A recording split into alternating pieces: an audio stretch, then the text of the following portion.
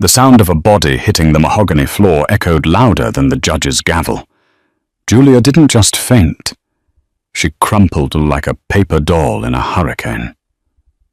From the plaintiff's bench, her husband, Robert, didn't flinch. But his mistress, Jessica. She smirked. It was the smile of a woman who thought she had just won the lottery, the mansion and the man. They thought Julia was broken. They thought the game was over. But they didn't know that inside Julia's clutch bag, a digital recorder was still running, and what it was about to play would send Robert to prison and wipe that smile off Jessica's face forever. This is the story of the most satisfying revenge in divorce court history. The divorce papers didn't come by mail. They came by courier, delivered to the front door of the sprawling estate in Greenwich, Connecticut at 7:30 a.m. on a Tuesday. Julia stood in the foyer, the cool marble chilling her bare feet, staring at the manila envelope in the courier's hand. She knew what it was. In high society, secrets didn't stay secret for long. Whispers had been circulating at the charity galas and the country club lunches for months. Whispers that Robert, her husband of 20 years, the CEO of Sterling Heart Pharmaceutical, had found a new muse. "Sign here, Mrs. Whittaker," the courier said, his eyes avoiding hers. He knew too. Everyone knew. Julia signed with a trembling hand.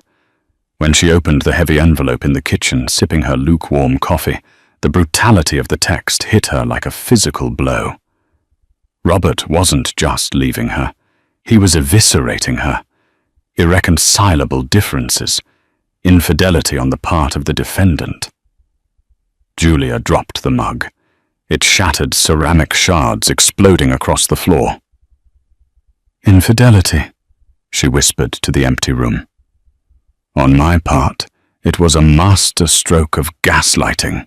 Robert, the man who had spent the last 3 years away on business in Dubai and London, while actually shacked up in a penthouse at the Ritz-Carlton with his 24-year-old personal assistant, was suing her for cheating. She scrambled for her phone and dialed him. It went straight to voicemail. "You've reached Robert Whittaker. I'm busy building the future. Leave a message, Robert." "What is this?" she screamed into the voicemail, her voice cracking. "You're suing me. You're the one sleeping with Jessica. I have the credit card statements. I have the receipts from Cartier." 10 minutes later, her phone pinged. It wasn't a call. It was a notification from Wells Fargo. "Alert, your joint checking account, ending in 4490, has been frozen due to suspicious activity." Another ping. Chase Bank this time. "Alert, credit limit on card ending in 8812 has been reduced to $200. Panic, cold and sharp, seized her chest. She tried to log into their investment accounts at Vanguard. Access denied. She tried the digital lock on the safe in the master bedroom closet, where she kept her emergency cash and grandmother's jewelry. The keypad flashed angry red. The code had been changed. She was being erased. Julia ran to the garage, grabbing her keys to the Range Rover. She needed to get to the bank. She needed to get a lawyer. She pressed the start button. The engine sputtered and died. The dashboard lit up with a message, "Remote immobilization active. Contact owner." She sat in the silent, leather-scented darkness of the car, hyperventilating. Robert wasn't just leaving her. He was laying siege. He knew she had given up her career as a corporate attorney 20 years ago to raise their children and support his rise to power. He knew she had no income of her own. He was banking on her helplessness. The garage door opened. Julia froze. A sleek black Porsche Panamera pulled into the bay, next to her dead Range Rover. The driver's door opened and out stepped Jessica. She was stunning. Julia had to admit that. Tall blonde, wearing a white Celine power suit that cost more than Julia's first car. She looked like a shark in human skin. Jessica walked over to the Range Rover and tapped on the glass. Julia rolled down the window, her hands shaking so hard she had to grip the steering wheel to steady them. "Get out of the car, Julia," Jessica said. Her voice wasn't mean, it was dismissive, like she was talking to a maid who had missed a spot. "This is my house," Julia managed to say, though it sounded weak. "Get off my property." Jessica laughed, a tinkling, humorless sound. She reached into her Celine bag and pulled out a document. "Actually, as of an emergency injunction filed this morning regarding the preservation of assets during litigation, Robert has been granted exclusive use of the primary residence. You have 2 hours to vacate." Julia felt the blood drain from her face. "You can't do this. My children grew up here." "The children are at boarding school, Julia. They're fine. Robert already called the headmaster at Choate to let them know their mother is having a mental health crisis." Jessica leaned in closer. Her perfume, Baccarat Rouge 540, the same scent Julia used to wear, cloying and suffocating. "Robert wants a clean break. If you fight this, he'll release the photos." "What photos?" Julia whispered. "The ones of you and that tennis instructor," Jessica lied smoothly. "Doctoring images is so easy these days with AI, isn't it? Who do you think the judge will believe, the billionaire philanthropist or the hysterical housewife?" Jessica smiled, showing perfect veneers.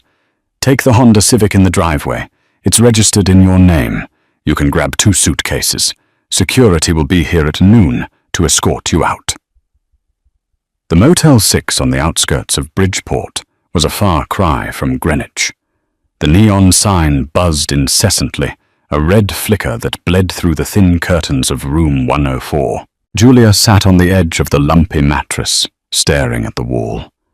It had been 3 weeks. 3 weeks of living on fast food, because she only had $400 in cash, the emergency stash she kept in a hollowed-out book that Robert had missed during his sweep of the house.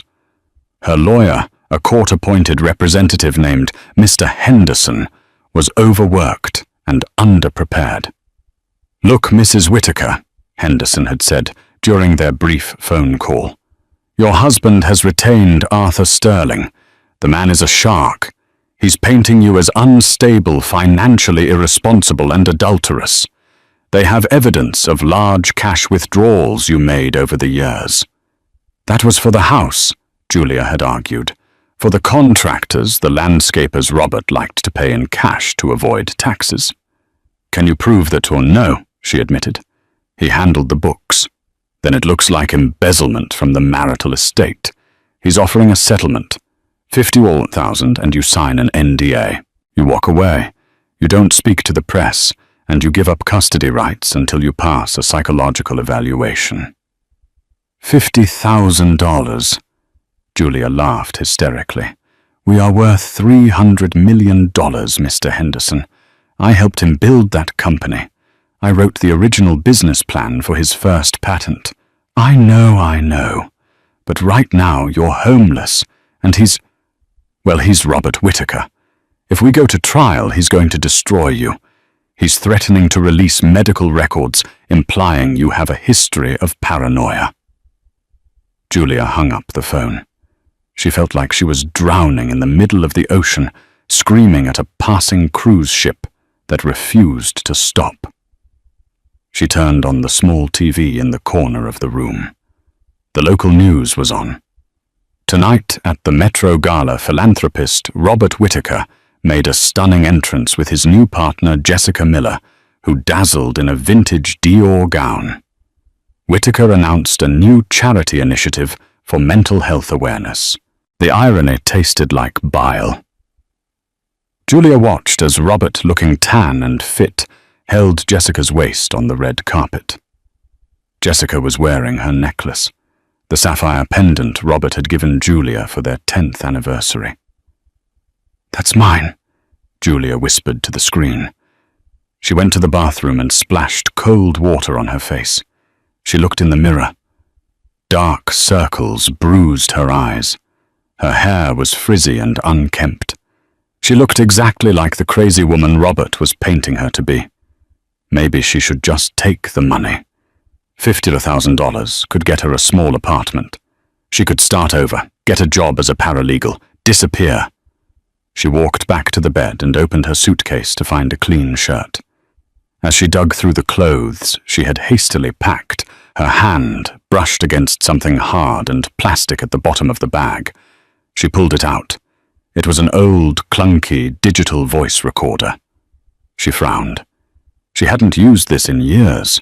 She used to use it when the kids were babies to record their first words, or when she was brainstorming ideas for the charity auctions. Why was it in her bag? She must have swept it off the dresser in her panic when Jessica gave her 2 hours to pack. She turned it on, expecting to hear a baby's coo or a grocery list. Instead, the tiny screen lit up with a timestamp from 3 weeks ago, the day she was kicked out. The device had been in voice activation mode. It must have been sitting on her dresser recording while she was frantically throwing clothes into the suitcase.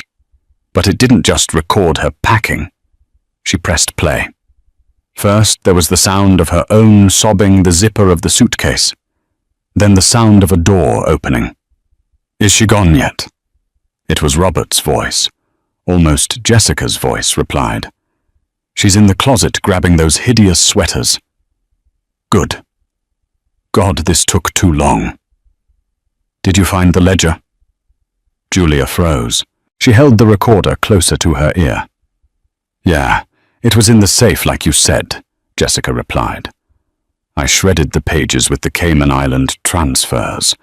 If the IRS ever found out you were funneling the pension fund into the offshore shell company, you'd get 20 years, Rob. They won't find it. Julia is the perfect scapegoat. That's why I had to freeze the accounts under her name first. If the audit happens, it looks like she was the one moving the money. That's why I need her to look mentally unstable. If she's crazy, no one listens to her when she claims innocence. You're a genius, baby. Ruthless, but a genius. Now, did you bring the necklace? I want to wear it to the gala. Here. Looks better on you anyway. Julia never had the neck for it. The recording ended with the sound of them kissing and laughing. Julia sat on the bed at the Motel 6, the silence of the room deafening. Her hand was gripping the recorder so tightly her knuckles were white. She wasn't drowning anymore. The water hadn't receded, but she had just learned how to breathe underwater. They hadn't just framed her for infidelity. They had framed her for corporate embezzlement and tax fraud. Robert was stealing from his own employees' pension funds and setting her up to take the fall. A slow, cold smile spread across Julia's face. It was the first time she had smiled in a month. She picked up her phone and dialed Mr. Henderson. "Mr. Henderson," she said, her voice steady and steel-hard. "Don't take the settlement. Mrs. Whitaker, please be reasonable. No, we go to court. And I want you to request that the judge allow multimedia evidence during the cross-examination." "Multimedia? What do you have?" "I have the truth," Julia said, "and I'm going to burn their house down with it." Julia knew Mr. Henderson meant well, but bringing a public defender to a knife fight against Arthur Sterling was suicide. She needed a weapon. She needed a shark who was hungry enough to bite a whale. She spent the last of her data plan searching for one name: Miranda Cross. 15 years ago, Miranda had been the fiercest litigator in the state, a woman who terrified corporate boards and made grown CEOs cry during depositions. But she had been blacklisted. Rumor had it she had gone after a corrupt judge who was part of the Old Boys Club and had her career torpedoed for it. She was disgraced practicing out of a strip mall in New Haven, handling drunk driving cases and petty disputes.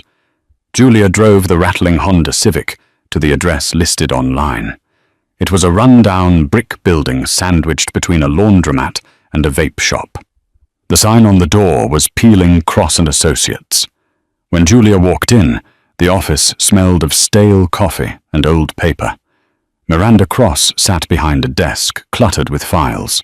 She looked older than Julia remembered. Her hair was graying, and she wore a stained cardigan, but her eyes were still sharp like shards of flint.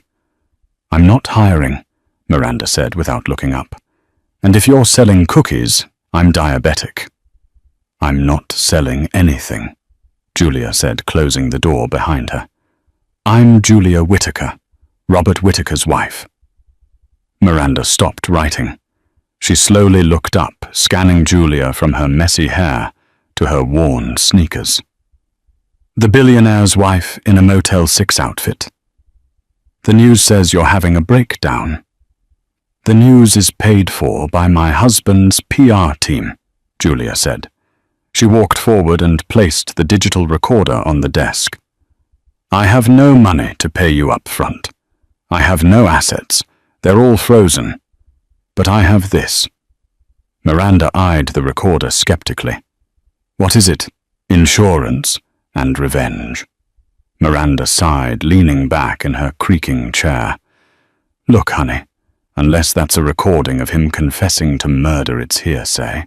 In Connecticut, recording someone without their consent is tricky ground in civil court. Arthur Sterling will have it thrown out before you can press play." "It's not just a divorce case," Julia said, her voice dropping to a whisper. "It's federal fraud, embezzlement, pension theft, and he admits to setting me up as the fall guy." Miranda went still. The air in the room changed. The tired, defeated lawyer vanished, and the predator re-emerged. She reached out and pressed play. They sat in silence as Robert and Jessica's voices filled the dusty office. Shredded the pages with the Cayman Island transfers, funneling the pension fund. When the recording finished, Miranda didn't smile. She just stared at the device, her mind visibly calculating angles of attack. "This was recorded inadvertently?" Miranda asked sharply. "Yes, it was voice-activated. I didn't know it was on. I wasn't even in the room." "Good," Miranda said, standing up. "That falls under a specific exception regarding the expectation of privacy in a marital home during the process of vacating, specifically if the recording device was left in plain view. It's a grey area, but I can work in the grey. I live in the grey." She looked at Julia. "If we do this, they will come for you. They will try to destroy your reputation completely before we even get to trial. Are you ready for that?" Julia thought about Jessica driving her Porsche. She thought about Robert erasing 20 years of marriage for a younger model and a tax break. "I don't have a reputation anymore, Miranda," Julia said. "I have nothing left to lose." "Wrong." Miranda grinned, showing teeth. "You have $500 million to gain. Let's get to work." The next 2 weeks were a blur of preparation. Miranda worked on a contingency basis. She would take 30% of the settlement, which, if they won, would be astronomical. But Robert wasn't idle. 2 days before the preliminary hearing, Julia came out of the motel to find her tires slashed. A note was stuck to the windshield. "Take the deal." That night, a drone hovered outside her motel window, filming her. Robert was trying to provoke a reaction. He wanted footage of crazy Julia screaming at the sky. Instead, Julia closed the curtains. She sat on the floor with Miranda, going over forensic accounting documents Miranda had pulled from deep archives. They were building a timeline. "You need to look the part," Miranda said, tossing a garment bag onto the bed. I called in a favor from an old client who owns a boutique. It's last season, but it's fierce." Julia opened the bag. It was a navy blue power suit, sharp angles and high collar. It looked like armor. "Tomorrow," Miranda said, "we don't walk into that courtroom as the victim. We walk in as the executioner." The Superior Court of Stamford was a fortress of stone and glass. On the morning of the trial, the steps were swarming with reporters. Robert's PR team had done their job well. The media was hungry for the story of the mad housewife versus the benevolent billionaire. When Robert's limousine pulled up, cameras flashed like lightning. Robert stepped out, looking solemn and dignified, in a charcoal Tom Ford suit. Jessica was beside him, demure, in a soft pink dress, playing the role of the supportive partner perfectly. She clutched his arm, looking at him with adoring, worried eyes. Then Julia arrived. She didn't have a limo. She stepped out of Miranda's beat-up sedan. But when she stood up, the cameras turned.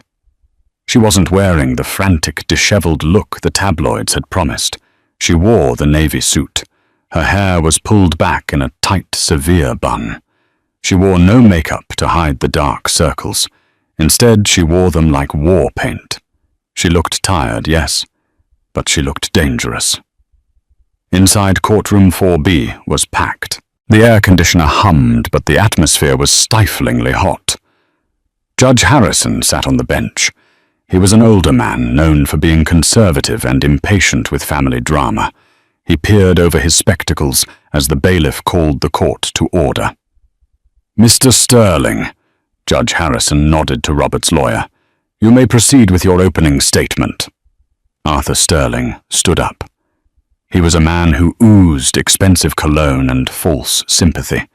He walked to the jury box. Though this was a bench trial, he performed for the audience, his hands clasped behind his back. "Your Honor." Sterling began, his voice smooth as silk. "This is a tragedy, plain and simple. My client, Mr. Whittaker, is a man of immense responsibility. He employs thousands. He saves lives through pharmaceutical innovation. But at home he has been living in a nightmare." Sterling pointed a manicured finger at Julia. "For years, Mrs. Whittaker has struggled with unmanaged jealousies. Paranoia. She began to invent stories. She accused faithful employees of spying on her, and sadly she sought comfort outside the marriage." Sterling walked back to his table and picked up a stack of photos. "We have sworn affidavits from hotel staff. We have photographs enhanced for clarity, showing Mrs. Whittaker entering hotels with a man identified as her tennis instructor.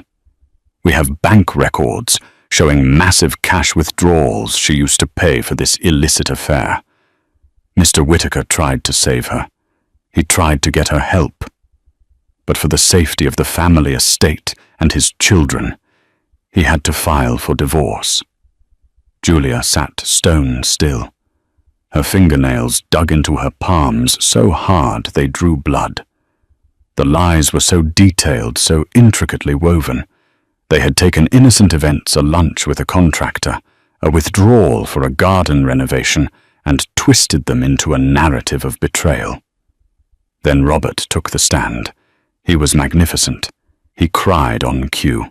A single manly tear rolled down his cheek when he talked about how much he still loved the woman she used to be. "I just want her to get help," Robert told the judge, his voice breaking. "I don't care about the money. I just want Julia to be safe. But I can't let her destroy the company with her instability." Judge Harrison looked sympathetic. "Thank you, Mr. Whittaker." Then it was Jessica's turn. She walked to the stand, her heels clicking on the floor. She swore on the Bible. "Ms. Miller," Sterling asked, "you are Mr. Whittaker's executive assistant, correct?" "Yes," Jessica said softly. "And when did you first notice Mrs. Whittaker's erratic behavior?" Jessica looked directly at Julia. A small, sad smile played on her lips. About 2 years ago, she would call the office screaming. She would threaten me. She said she would make up lies to the IRS to ruin Robert if he ever left her. She was obsessed with destroying him. Miranda leaned over to Julia. "Stay calm. Let them pile it on. The higher the tower of lies, the harder it falls." But Julia was struggling. The room was spinning. The sheer weight of the malice was crushing her chest. She looked at Robert, who was whispering something to Sterling and chuckling. He looked so comfortable, so invincible. "And," Jessica continued, dropping the bombshell, "Julia actually came to my apartment 3 months ago. She was drunk. She tried to bribe me to spy on Robert. She offered me jewelry. When I refused, she attacked me." "Objection," Miranda shouted, standing up. "This is pure fabrication. I have the police report filed that night," Sterling shouted back, waving a piece of paper. It was a forgery. Julia knew it. They had bought a police report. They had bought the truth. The room began to tilt. The buzzing of the lights grew into a roar in Julia's ears. "She attacked me." The words echoed. The judge was saying something gavel-banging. Robert was looking at her, his eyes cold and dead-mouthing the words. "You lose." The oxygen left the room. Julia tried to stand up, to protest, to scream that it was a lie, but her legs had turned to water. The darkness encroached from the edges of her vision. "Mrs. Whittaker?" the judge asked. Julia swayed. The last thing she saw was Jessica's smirk, a triumphant, cruel curl of the lips. Then the floor rushed up to meet her. Thud. "Medical!" someone screamed. Chaos erupted in the courtroom. Julia lay on the floor, the cold wood against her cheek. She wasn't fully unconscious, but she was paralyzed by the shock, her body shutting down under the stress.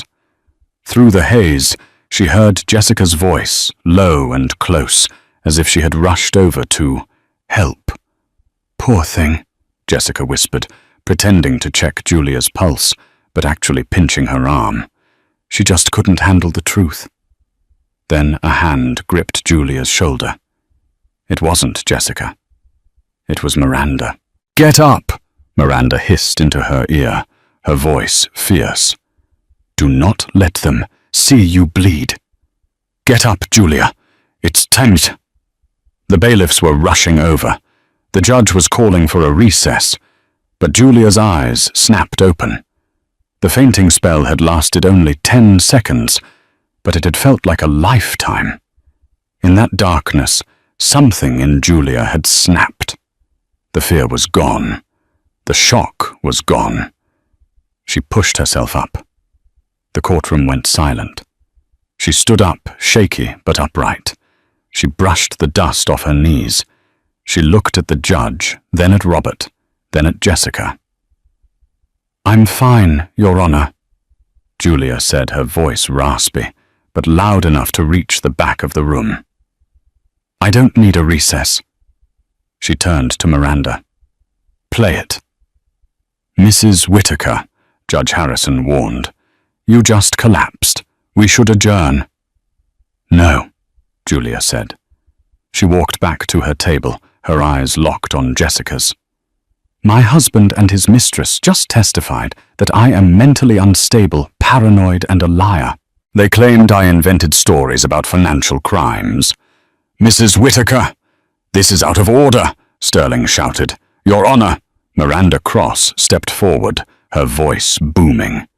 "We would like to submit a piece of rebuttal evidence. Exhibit A." "We haven't seen this evidence," Sterling protested. "This is trial by ambush." "It is impeachment evidence, Your Honor," Miranda argued calmly, directly contradicting the witness testimony given under oath 5 minutes ago, regarding the plaintiff's mental state and the nature of their relationship. Judge Harrison looked at Julia standing there, pale but defiant. He looked at the frantic Sterling. Curiosity won out. "I'll allow it," the judge said, "but be quick." Miranda pulled a small speaker from her bag and plugged in the digital recorder. Jessica's smile faltered. Robert stopped chuckling. He recognized the device.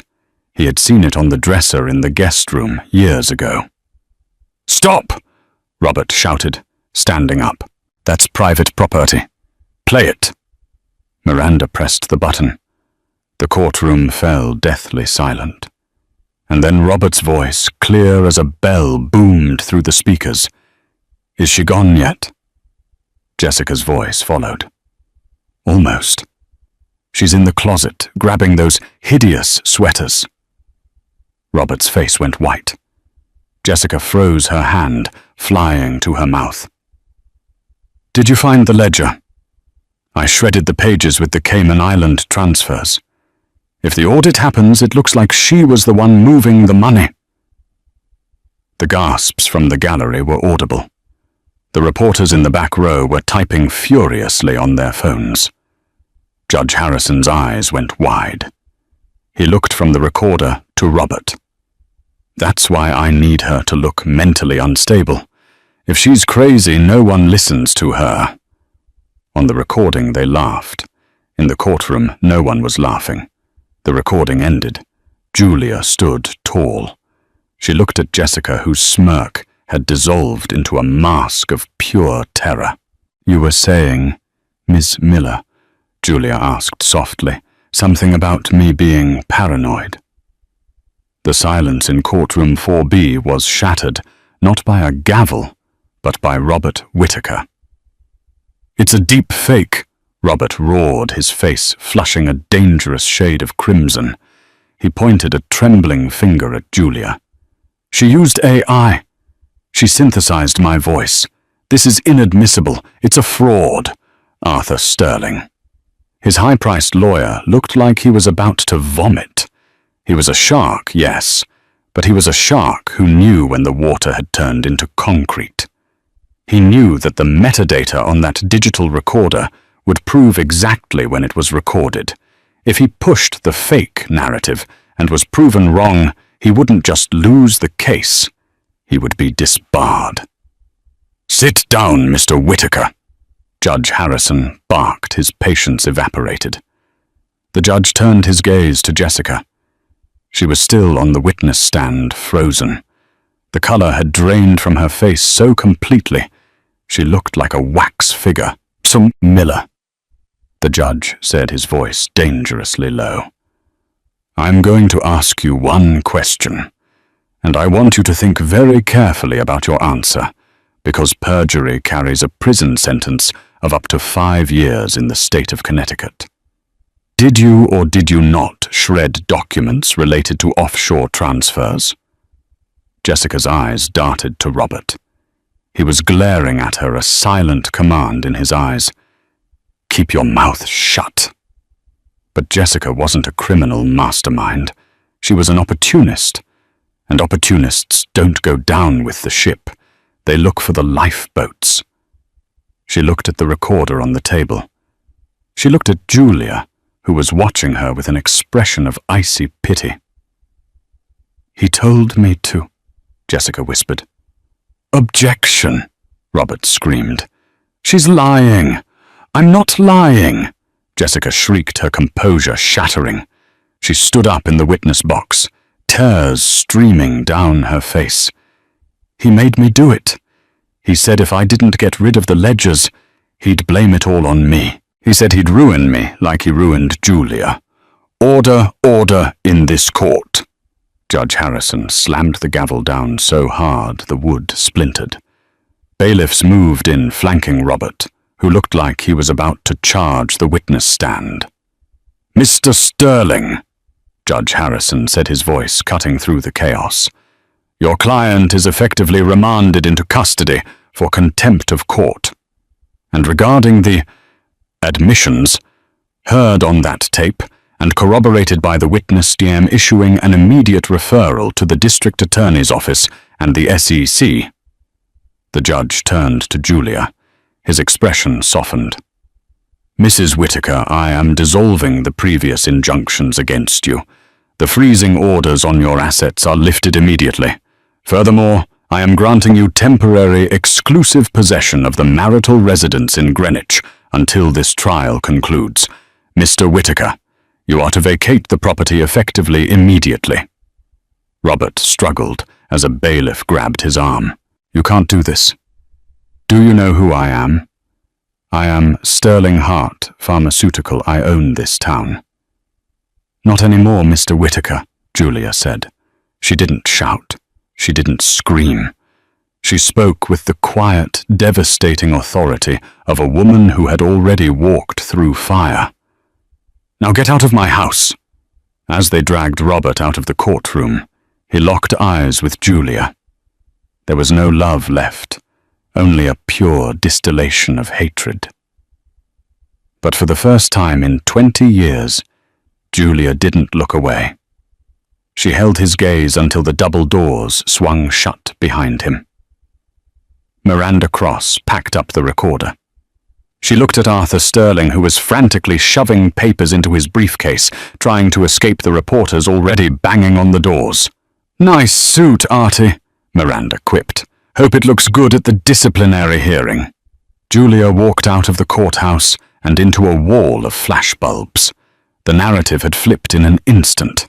The reporters who had called her crazy an hour ago were now shouting questions about the hero wife who took down a corrupt CEO. Mrs. Whittaker. How did you know?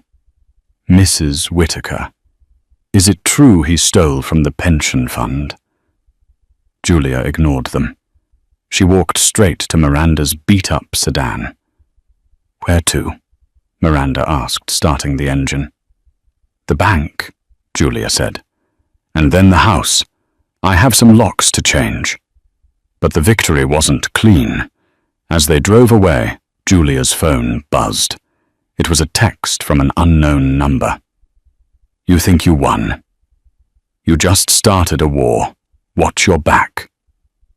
Julia showed the phone to Miranda. He has friends, Miranda warned. Powerful friends.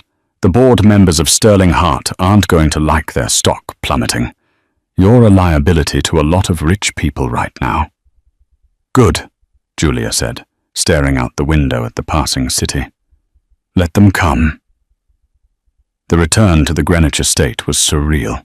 The security guards who had escorted her off the property 3 weeks ago now opened the gates with sheepish expressions. They knew who signed the checks now. Julia walked into the foyer. It smelled of Jessica's perfume. She walked into the living room and saw the changes. The family photos, pictures of the kids' their wedding portrait were gone, replaced by modern, soulless, abstract art Jessica had clearly chosen. Julia ripped a painting off the wall and threw it into the hallway. Get a cleaning crew, Julia told the head housekeeper, Mrs. Higgins, who was looking at her with teary eyes. I want every trace of that woman scrubbed from this house. Burn the sheets, burn the towels. If she touched it, I don't want to see it. Yes, ma'am, Mrs. Higgins said, clearly delighted. Welcome home, Mrs. Whittaker. But there was no time to rest. The next morning the driveway wasn't filled with luxury cars. It was filled with black SUVs. Federal agents. Agent Thomas Garrett of the FBI was a tall, severe man with a buzz cut and a suit that looked like it was made of concrete. He sat in Julia's library, his badge on the table. Mrs. Whittaker, Garrett said, the recording you played in court. It's compelling, but it's not enough to convict on the federal charges. We need the physical evidence, the ledger Ms. Miller mentioned. She said she shredded it, Julia said. She shredded the pages regarding the Cayman transfers, Garrett corrected. But Robert Whittaker is a meticulous man. Men like him don't destroy their only leverage. He would have kept a digital backup, A break glass in case of emergency drive. If we don't find it, he might cut a deal. He might get off with a slap on the wrist and a fine. He stole from his employees, Julia said, anger flaring. He destroyed families. We know, but without the data, it's his word against a mistress who is trying to save her own skin. We need the hard drive. Julia closed her eyes, thinking. Where would he hide it? Robert was arrogant, but he was paranoid. He wouldn't keep it at the office.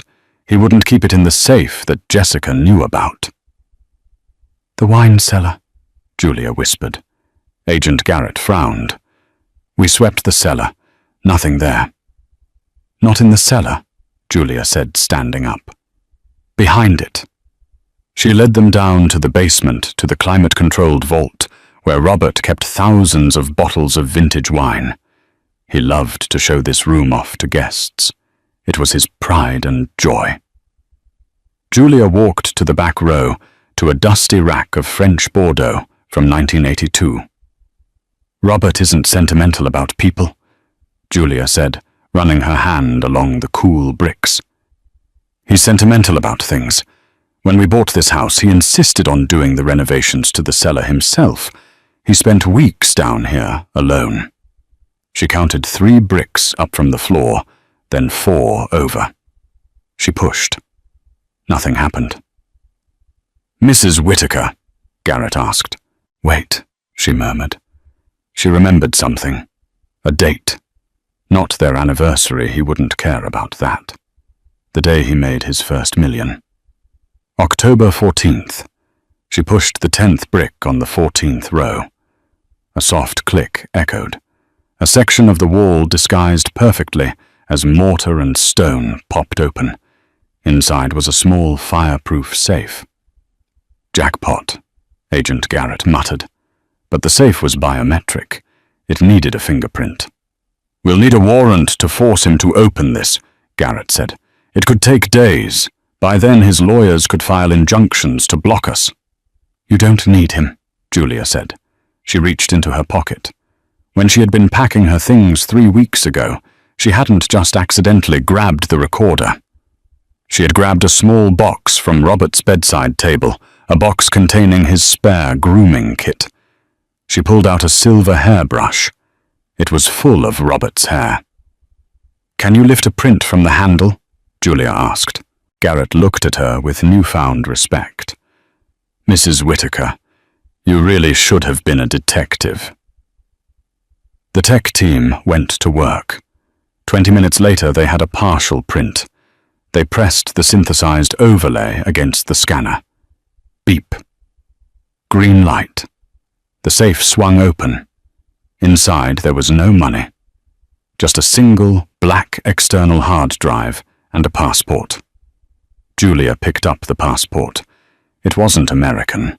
It was a passport for St. Kitts and Nevis under the name Julian Thorne. He was planning to run, Julia realized.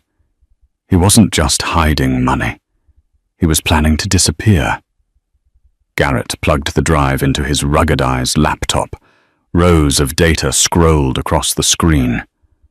Bank accounts in Zurich shell companies in Panama, and a direct link to the pension fund withdrawals. This is it, Garrett said. This is everything. This is life in prison. Just then, Julia's phone rang. It was Robert. He was out on bail. Of course he was. A man with his resources didn't stay in a cell for long, even with the FBI circling. Don't answer it, Garrett warned. Julia ignored him. She swiped answer and put it on speaker. Hello, Robert. Julia. His voice was ragged, desperate. He sounded like a cornered animal. Listen to me. You need to stop this. You don't know what you're doing. I know exactly what I'm doing. I'm standing in the wine cellar. The agents just opened your wall safe. There was a long silence on the other end. A silence so heavy it felt like it had mass. Julia, Robert whispered, if you give that drive to them, The people I work with. They aren't just bankers. They're dangerous. You're putting yourself in the crosshairs. I'm not afraid of you anymore, Robert. It's not me you should be afraid of. I was laundering money for the Kartsev syndicate Russians. Julia, if I go down, they lose access to their accounts. They will come for you. They will come for the kids. Agent Garrett's eyes went wide. He signaled for his team to trace the call. The kids are safe, Julia said, her voice shaking slightly but holding firm. I already moved them. And as for the Russians, maybe they should be angry at the man who was sloppy enough to get caught by his wife. Julia, please, we can make a deal. Half. I'll give you half of everything. Just destroy the drive. I don't want your money, Robert. I want your life. I want you to rot. She hung up. Agent Garrett looked at her. He just confessed to money laundering for organized crime. That puts you in immediate danger. We need to put you in protective custody. No, Julia said. I'm done hiding. If they want me, let them come. But I have one more thing to do before I disappear into your witness protection program. What's that? I have a meeting with the board of directors of Sterling Heart. Julia smoothed her jacket.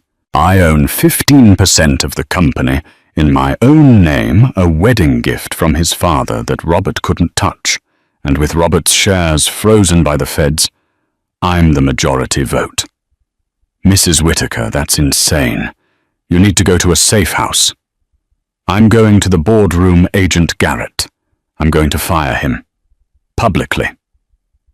The headquarters of Sterling Heart Pharmaceutical was a 50-story glass needle piercing the sky of downtown Stamford.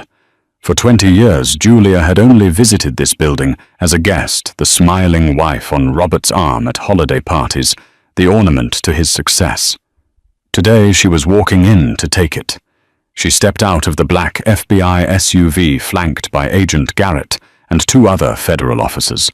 She wore the same navy suit she had worn in court, but now she wore sunglasses to block the blinding flash of the paparazzi swarming the plaza. Mrs. Whittaker, are you taking over the company? Mrs. Whittaker, are the rumors about the Russian mob true? Julia didn't answer. She pushed through the revolving doors, her heels clicking rhythmically on the polished granite of the lobby. The receptionist, a young woman named Chloe, who had always looked down on Julia, dropped her phone. Mrs. Whittaker, Mr. Whittaker said you were banned from the premises, Chloe stammered. Mr. Whittaker doesn't work here anymore, Julia said without breaking stride. Call the boardroom. Tell them the acting chairwoman has arrived. She took the private elevator to the 50th floor. The silence in the elevator was heavy. You know this is dangerous, Agent Garrett said, checking his earpiece. We have reports of private security contractors moving in the building. Robert called in his own muscle. Let them come, Julia said, watching the floor numbers climb. He's a bully, Agent Garrett, and bullies crumble when you punch back. The elevator doors slid open. Standing in the hallway were 2 massive security guards, arms crossed. Ma'am, the board is in a closed session, one of them rumbled. You're not on the list. Move, Agent Garrett said, flashing his badge. Federal investigation. Obstruction of justice is a felony. Do you want to go to jail for $20 an hour? The guards hesitated. They looked at the badge, then at Julia's steely expression. They stepped aside. Julia pushed open the heavy double doors to the boardroom. The room fell silent. 12 men and women in expensive suits sat around the long oval table. At the head of the table sat Robert. He was out on bail, looking disheveled, his tie loosened, his eyes wild. He had been in the middle of a shouting match with the CFO. When he saw Julia, his face twisted into a snarl. Security, Robert screamed. Get her out of here, she's trespassing. Sit down, Robert. Julia said, her voice calm and projecting to the back of the room. She walked to the opposite end of the table. You have no authority here. Robert slammed his fist on the table. I built this. I am Sterling Hart. You are a liability, Julia said. She tossed a folder onto the table. It slid across the mahogany surface and stopped in front of the lead independent director, a stern man named Arthur Pence. What is this? Pence asked. That Gimpwall, Julia said, is a copy of the federal indictment being unsealed this afternoon. Money laundering, RICO charges, conspiracy to commit fraud, and... She paused for effect, looking directly at Robert. Solicitation of murder. The room gasped. Robert went pale. That's a lie, Robert shouted. Is it? Julia asked. Agent Garrett. Garrett stepped forward. We found the communications on the hard drive from your wine cellar, Mr. Whitaker. Emails to a contractor asking for a permanent solution to the Julia problem once the divorce was finalized. The board members recoiled from Robert as if he were radioactive. Gentlemen, ladies, Julia addressed the board.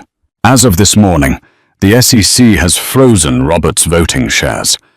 My 15% interest, combined with the emergency proxy votes from the institutional investors who are terrified of their stock going to zero, gives me the majority. She walked slowly toward Robert. He looked small now. The titan of industry was just a desperate man in a sweaty shirt. I am calling for a motion, Julia said. Immediate termination of Robert Whitaker as CEO chairman and from the board of directors, for cause. Seconded, Pence said immediately. All in favor? Julia asked. Every hand in the room went up. Even Robert's staunchest allies voted against him to save their own skins. The motion carries, Julia said. She stopped right next to Robert's chair. You're in my seat. Robert looked up at her. His eyes were wet. Julia, please. I built this for us, for the family. No, Robert. She leaned down, whispering, so only he could hear. You built it for your ego, and you destroyed the family to keep it. Now you lose both. Get up, Agent Garrett ordered, pulling handcuffs from his belt. No. Robert scrambled back, knocking his chair over. You can't arrest me here. I have rights. I have... The doors burst open again. But it wasn't police. It was 3 men in dark suits, moving with military precision. The private security Robert had hired. Get him out of here! Robert screamed to the men. Get me to the helicopter on the roof! The men looked at Robert. Then they looked at Agent Garrett, who had his hand on his holster. They looked at Julia, who stood unmoving, unafraid. One of the mercenaries smirked. Sorry, Mr. Whitaker. The check bounced. They turned around and walked out. Robert slumped against the wall, defeated. The reality of his financial ruin hit him. He had frozen Julia's assets, but the feds had frozen his. He couldn't moot his protectors. Agent Garrett snapped the cuffs on Robert's wrists. The click echoed through the silent boardroom. As they marched him out, Robert stopped at the door and looked back at Julia. She was standing at the head of the table, her hands resting on the leather chair. She didn't look back. She was already looking at the quarterly reports. Mrs. Whitaker, Arthur Pence asked tentatively. The stock is down 14% in pre-market trading. The press is calling it a death spiral. What do we do? Julia sat down in the CEO's chair. It fit her perfectly. We rebrand, Julia said, opening the file. We apologize. We open the books to the feds, and we pay back every cent Robert stole from the employee pension fund with interest. We show the world that Sterling Hart isn't Robert Whitaker. It's the people he tried to rob. She looked up at the board, her eyes clear and sharp. And one more thing, she added. Get that name off the building. From now on, it's just Heart Pharmaceuticals. The sterling is gone. Outside the window, a helicopter took off, but Robert wasn't on it. Below in the plaza, the police sirens wailed a song of justice finally arriving. Julia took a deep breath. For the first time in 20 years, the air didn't taste like fear. It tasted like freedom. The downfall of Robert Whittaker was swift and absolute. The hidden recording trial became the most studied case in modern legal history. Robert was sentenced to 25 years in federal prison for fraud, embezzlement, and conspiracy. The Russian connection he bragged about turned out to be his undoing. They testified against him to reduce their own sentences. Jessica didn't escape unscathed. While she avoided prison by turning state's witness, her reputation was incinerated. The last time Julia saw her, Jessica was working the front desk at a budget gym in New Jersey, looking tired and old, the designer clothes long gone. As for Julia, she didn't just survive. She evolved. She led Heart Pharmaceuticals through the most transparent audit in corporate history, restoring the pension fund and earning the loyalty of the workforce. She started a foundation for women, navigating high-conflict divorces, providing top-tier legal aid to those who couldn't afford a Miranda Cross. She never remarried. She didn't need to. She had her company, her children, and the peace of mind that comes from knowing that when the gavel slammed down, she was the one holding the handle. She had passed out in court, weak and broken, but she woke up a warrior.